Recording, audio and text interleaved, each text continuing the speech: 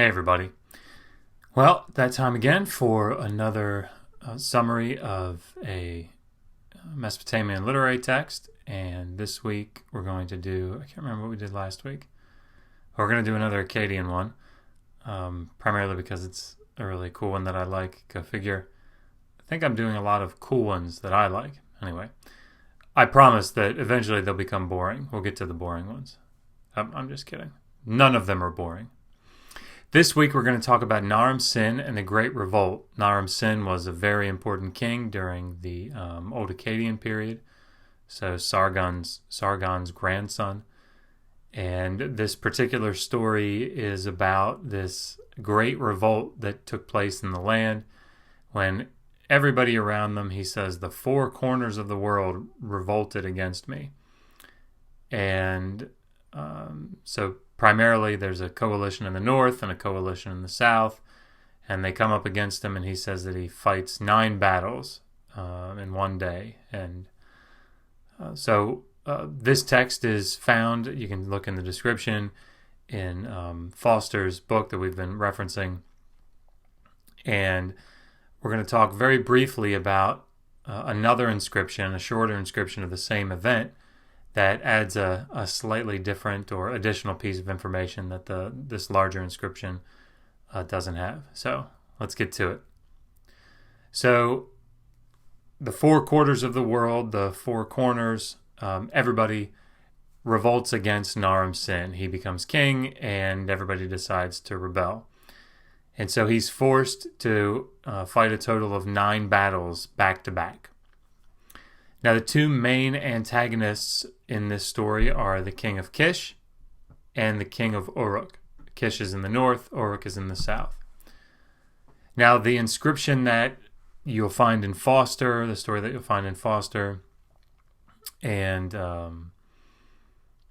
it's the longer inscription that we're going to kind of base this story on. Comes from the Old Babylonian period, so, I know I say this a lot, but 2000 to 1595 BCE. It comes from the city of Nippur. It's on clay tablets. They were copies of the original inscription. But the original story definitely goes back to the Old Akkadian period, as we'll discuss in a little bit. Old Akkadian period, 2350 to 2200 BCE. So, we'll take the story in 2 phases, the attack from the north and the attack from the south. So in the north, Ibkhor Kish comes to the throne in the city of Kish, and he forms a northern coalition with the cities Kish, Kutha, Tiwa, Sippar, and a bunch of others. And I think we'll have a map up to kind of show you just the general area of where all these cities are. And there's a battle that takes place where they all line up, all the northern cities, that coalition lines up to do battle with Naram-Sin, and he goes and kicks their butts and chases them all the way to the city of Kish, where the leader of the rebellion reigns, and he destroys the city. He fills the Euphrates, he says, with their dead bodies. He destroys Kish's walls and then diverts the flow of the Euphrates River into the city, totally destroying it.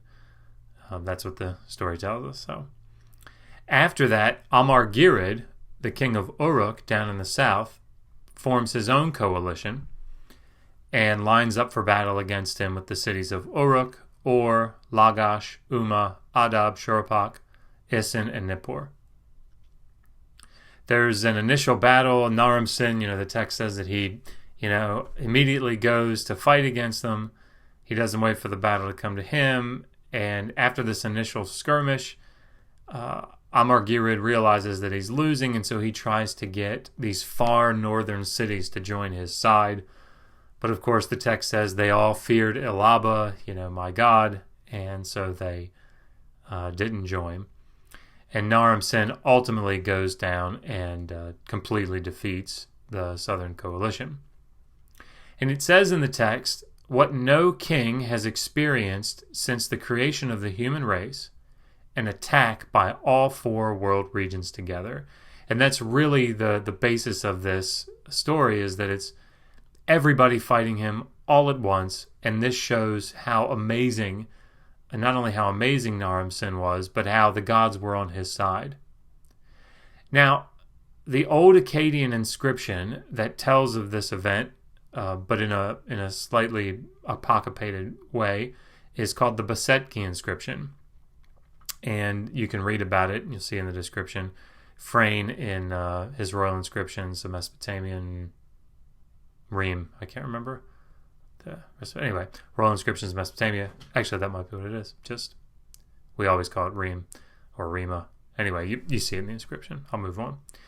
The Besetki inscription was found in the city of Besetki, and the text is on a statue base, and it's a shortened account of this longer text that we just summarized, although it doesn't seem like it was very long. And it talks about this series of battles that he fought. But there's a very interesting addition in this text, or something that was in the original story. In view of the fact that Naram-Sin, protected the foundations of his city, Agade, from danger, the citizens of his city requested from Ishtar of Eanna, Enlil and Nippur, Dagon and Tutul, Ninhursag and Kish, Ea and Eridu, Sin and Or, Shamash and Sippar, and Nergal and Kutha, all these different deities from all these different cities, that Naram-Sin be made the god of their city. And they built within Agade a temple dedicated to him. So this text, this story is the impetus for the rationale for the deification of Naram-Sin. And I think the most important point, the most important takeaway from that is that it's not Naram-Sin that does it himself, right? The people of the city, they're so moved by the actions that he takes and how amazing he is in battle and how he protected their city, that they implore the gods of all the different cities to deify him. And that's what the gods do. So this text shows the rationale for the deification of the Sargonic king, Naram-Sin. Thanks.